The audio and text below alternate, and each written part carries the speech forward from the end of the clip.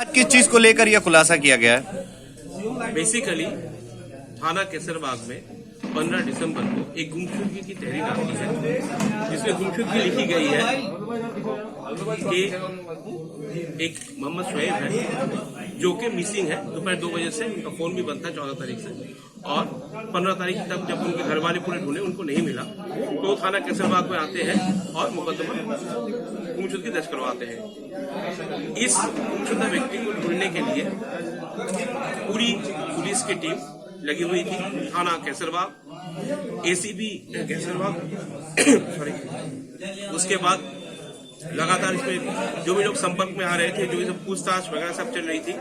इसके बाद हमें लगा कि ये मामला कुछ सीरियस किस्म का है और सीरियस है, तो इसके साथ तुरंत जो है एडिशनल डीसीपी क्राइम प्राची, इनको भी बताया गया।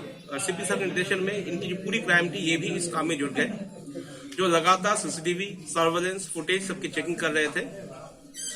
उसके बाद ये क्लियर हो गया एक फुटेज से कि मोहम्मद सईद खदरा में एक जगह पे अपने बाइक के साथ जाते थे।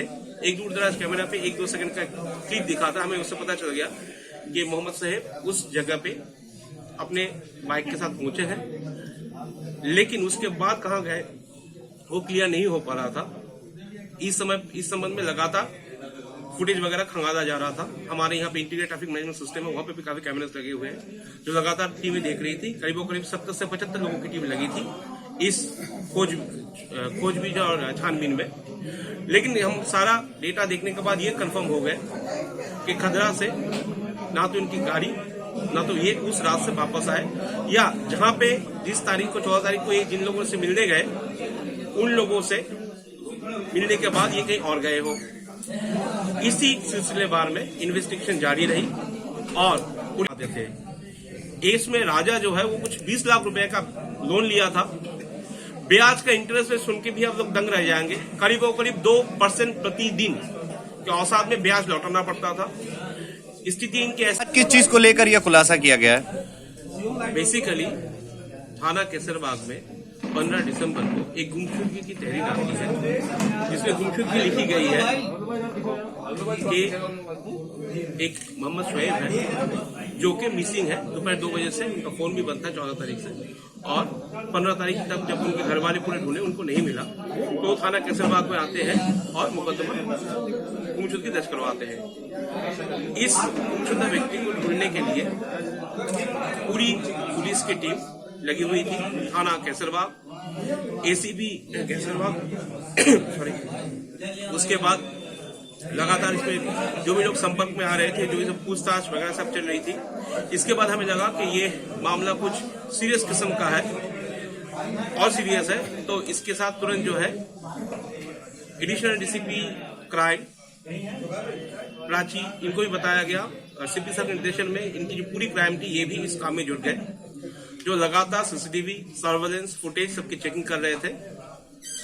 उसके बाद ये क्लियर हो गया एक फुटेज से कि मोहम्मद सईद खदरा में एक जगह पे अपने बाइक के साथ जाते थे।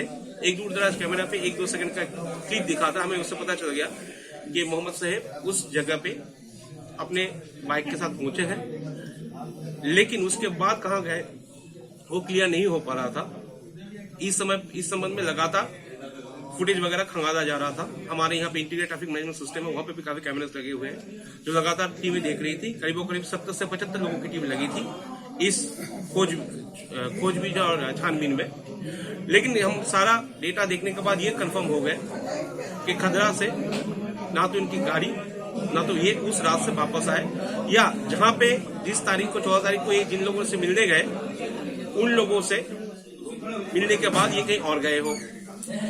इसी सिलसिलेवार में इन्वेस्टिगेशन जारी रही और फोन के बारे में अभी भी बरामदगी का प्रयास चल रहा है। इनका कहना है इन्होंने तोड़ दिया कहीं पे, तो चल रहा है। मैं जैसे बताया ये पुराने इनके दोस्त थे। इस ऑटो ड्राइवर टेम्पो ड्राइवर या छोटा हाथी वाले को पता था वो क्या लेके जा रहा है। जब डिस्पोज ऑफ करना पड़ा वो व्यक्ति वहीं पे मौजूद था, उसने इस डेड बॉडी को देखा, उसके बाद वापस आराम से चले आए। तो ये भी इसी प्लान का एक हिस्सा था। सर लखनऊ से बॉडी को ले जाना है सीतापुर से वहाँ देखना, ये पूरी जो रोड है, रोड पे कहीं भी पुलिस ने चेकिंग नहीं की, तो बॉडी लखनऊ से जैसे मैं बता रहा हूँ, जब तक आपको ये क्लियर ही नहीं रहेगा कि कहाँ से डेड बॉडी गई है, ये हम तो व्यक्ति को ढूंढ रहे थे, हम किसी बक्सा का ये छोटा हाथी को ढूंढ नहीं रहे थे। और ये तब आप ढूंढते जब आपको ये क्लियर रहता कि किस मोटिव के तहत इसकी हत्या हुई, ताकि हत्या तक पहुंच सके। इनके घर वाले द्वारा कभी पुलिस को ये बता ही नहीं गया कि इनका ऐसा भी कोई व्यापार है जहाँ पे इतने ज्यादा कर्ज ये लोग देते हैं। तो शुरुआत में पुलिस को मिस इन्फॉर्मेशन मिलने के लिए ये इन्वेस्टिगेशन काफी डिलेड हो गया था, नहीं तो जो काम प्राची और उनके टीम ने पिछले 3-4 दिन में वर्कआउट किया था, शायद ये पहले ही 2-3 दिन में हो जाता। सर ये जो रकम ली गई थी, इसमें इन्होंने कितना रिटर्न कर सके?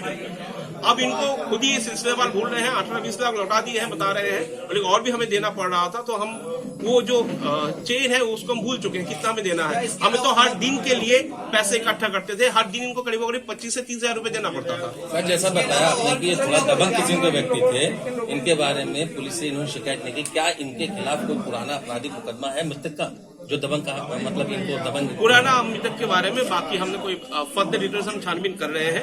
लेकिन सबसे बड़ी बात यह है जिन्होंने इस घटना को अंजाम दिए वो चारों के चारों लोग आज पुलिस हिरासत में है, इनको जुडिशियल कस्टडी में भेजा जा रहा है और न्यायिक प्रक्रिया इसमें चालू रहेगी। शोएब टोपी, दूसरा राजा, तीसरा अकील, चौथा शादाब जो एक टेम्पो चालक है जिसको हम छोटा हाथी भी बोलते हैं। अब घटनाक्रम जब से इनसे पूछताछ हुई और बाकी सबूत भी जब पता चला तो ये क्लियर हुआ, उस दिन 14 तारीख को ही इन लोग प्लान बनाए थे 2-3 दिन पहले कि जब जो मिसिंग पर्सन है मोहम्मद शोएब है वो जब आएंगे ये लोग हत्या करेंगे। इसमें मेनली राजा, शोएब टोपी, दूसरा एक्यूज्ड और अकील मिले हुए थे।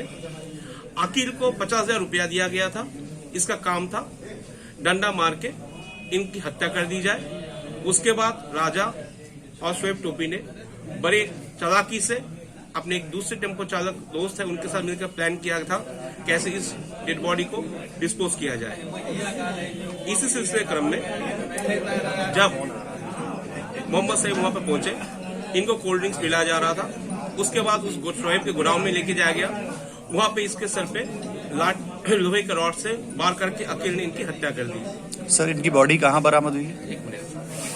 इस संबंध में हमने फिर फॉरेंसिक टीम को लगाया कंफर्म करने के लिए, क्योंकि जब हम लोगों ने अपने खुले आंखों सादे आंखों से चेक किया तो हमें कोई भी लगा नहीं घटनास्थल है। उसके बाद सुबह से फॉरेंसिक टीम लगी हुई थी, उसके बाद अब क्लियर हो गया वहां पे बहुत से खून के छींटे पड़े हैं जिनको धो दिया गया था। लेकिन फॉरेंसिक टीम का एडवांटेज है उनके पास बाकी केमिकल्स एंड अदर इंस्ट्रूमेंट्स हैं जिसके माध्यम से लोग पता कर सकते हैं यहाँ पे ऐसी हत्याजनक घटना हुई थी, तो घटना कंफर्म हो गई। उसके बाद इनसे बाकी जब पता चला कि एक टेम्पो के माध्यम से उन लोगों ने इस बॉडी को डिस्पोज ऑफ किया है सीतापुर में किसी शारदा नहर के आसपास कहीं किसी नहर में इन्होंने डाला है, तो उस टेम्पो चालक को भी गिरफ्तार गया है। उसने भी इस घटना की पुष्टि की।